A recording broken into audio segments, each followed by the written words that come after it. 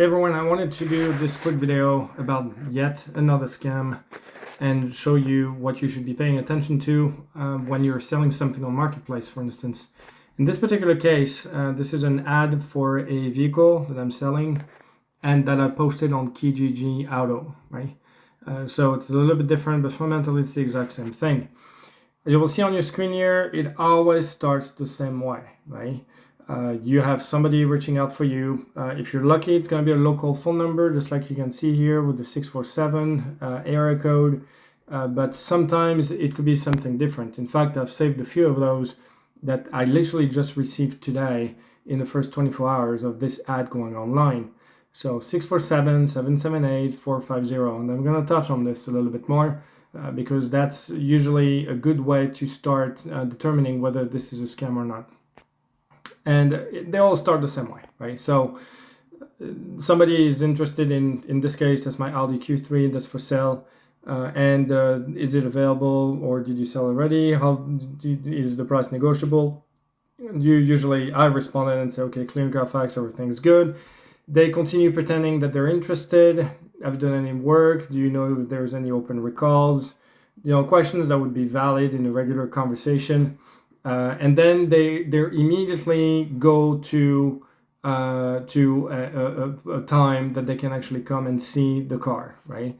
Let's say I'm prepared to purchase it this week. So you will find these, by the way, these typos and these styling or kind of anomalies in the way they speak English, and I've noticed that across multiple conversations. I already kind of jumped the gun on that one because I knew what they were going after. And I already told him, hey, I have a virtual report for you because they all ask for the same thing. In case you ask, I might as well cover this now since you will be asking next, because I kind of figured that's what would be happening. And this guy continues on to speak to my wife, and then he's asking to share the window sticker.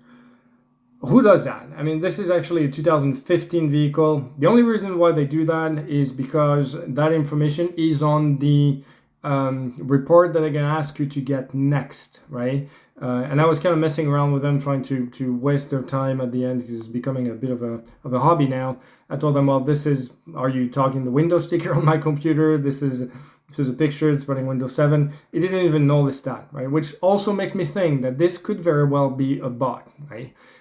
In this particular case, he keeps on going and he's asking me to go to canadacaraudit.com and actually get the full report. And this is where the scam comes in.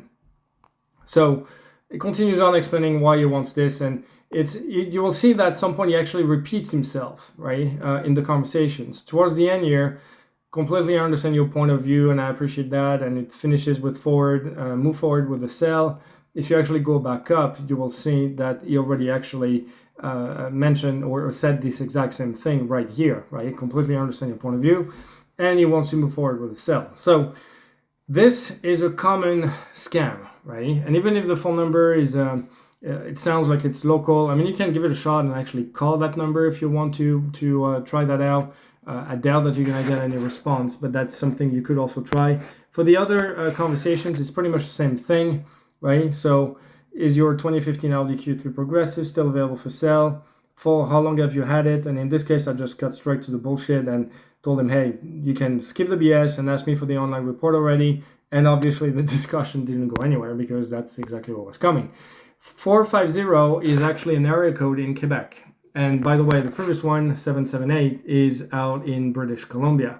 All these are flags, right? If you ever see that coming in your phone regarding something you're selling online, that's a massive flag. And in this particular case, it was the exact same thing. Are you the first owner? Any accidents? What's your final ask?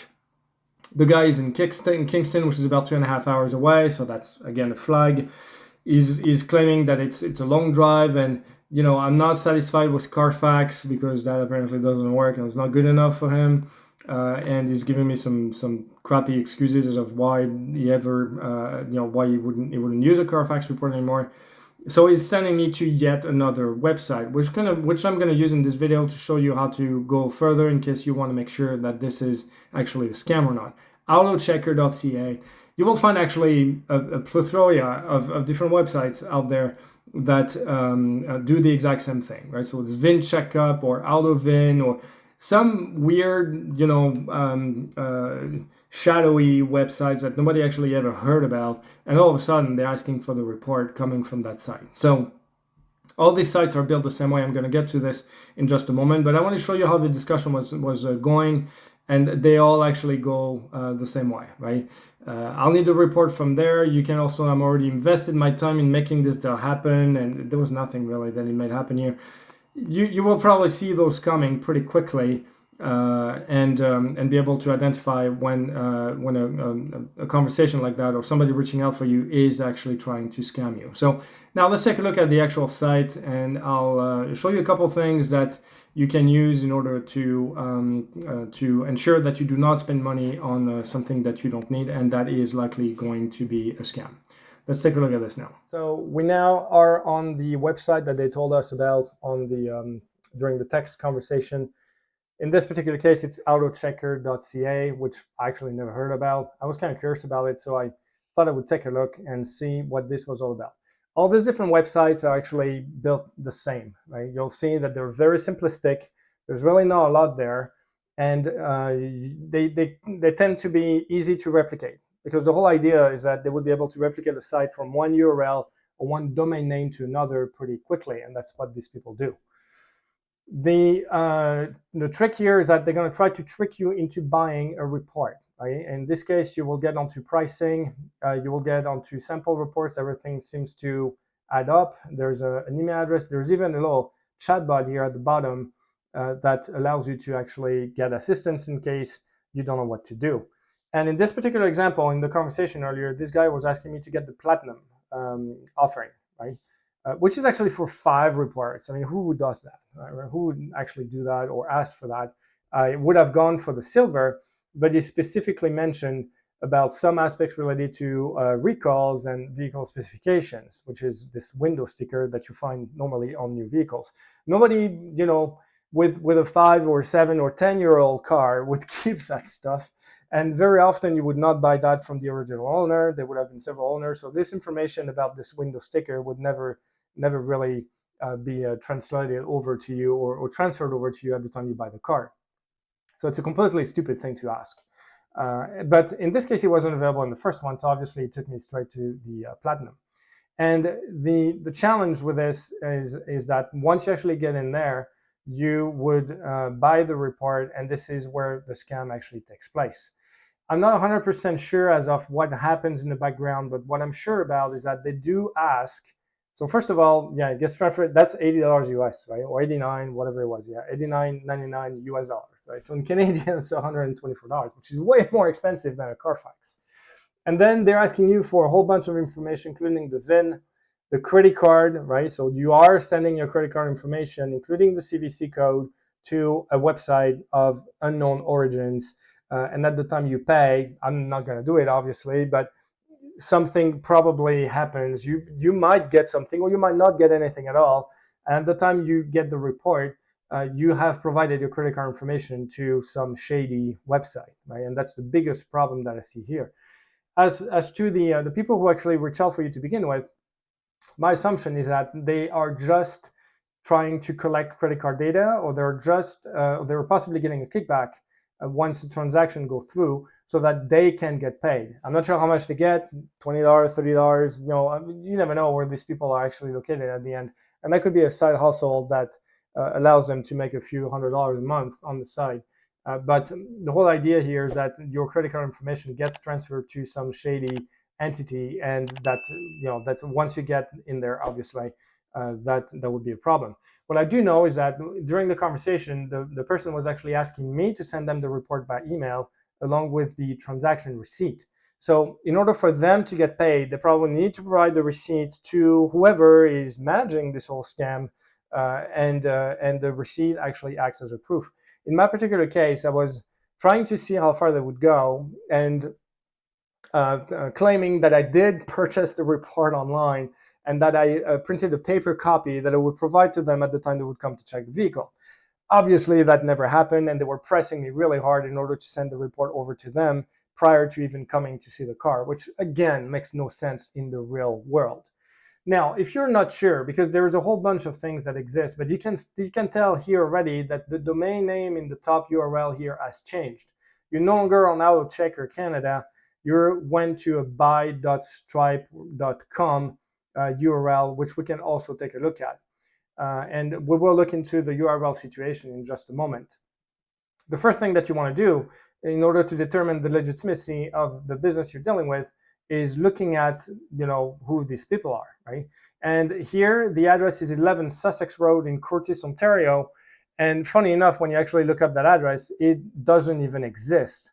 So Google Maps was unable to find the address. It's telling me the location of Courtice, Ontario, but it does not find the Sussex 11 Sussex Road. And that's the first step, right? You could also get to the Business Registry of Ontario in order to determine whether this is even a valid and a legit business. But chances are, and I didn't do it, but chances are you will probably not find anything. Now, there's another thing that you can check is in the original website, the URL is called allochecker.ca. And if you recall the other scam video that I did, if you've watched it, the approach is exactly the same. You want to know actually who that URL and domain name belongs to, and in order to do that, you would go on the Whois again, right, which is a database that stores all the information about public domains. In this case, it is a .ca, but if you enter this URL into the database, well, you realize that this was actually registered on the 29th of December of 2023. That's like 2 weeks ago. So clearly, there is obviously something going on here where this website has only been around for 2 weeks, and they claim that this is the best thing to get a report. Obviously, it's a scam. And if you look at other addresses, and I have another one here that I was looking at earlier and showing you in the previous video, and CanadaCarAudit.com. So let's take a look right now. I actually haven't done it. So CanadaCarAudit.com. All right, so there we go. CanadaCarAudit.com, an option to Carfax for pre-owned car records. They're asking you for, enter the VIN number, check the records, and they're going to give you a sample. And if you ever wanted to get pricing, chances are it's going to be about the same, actually. Well, 1 report, 2 reports. So they're actually all pretty much the same. But if you want to actually get the report, well, they're asking you actually to enter your email address. So that's pretty weird already as a start to proceed to checkout. So I'm just going to put just a phony email address here and see what happens. And it's redirecting to Stripe. Well, how interesting. And you can tell that actually the main URL is the same, although this is probably what we call an iframe, meaning that it's a frame embedded into a larger page, and you end up having Stripe actually processing the transaction. Now, I'm not sure about Stripe. It might be a very, very much of a legit type of a platform for payment. In this case, they're also asking for the card number and the expiry date, along with the postal code and the full name.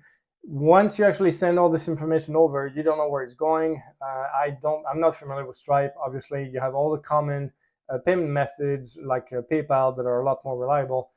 In this case, I don't exactly know where this is going. But what's interesting is to look at the actual URL here and the domain name more specifically. We're going to type this into the Whois database and see whether we get more information here. I'm not a robot.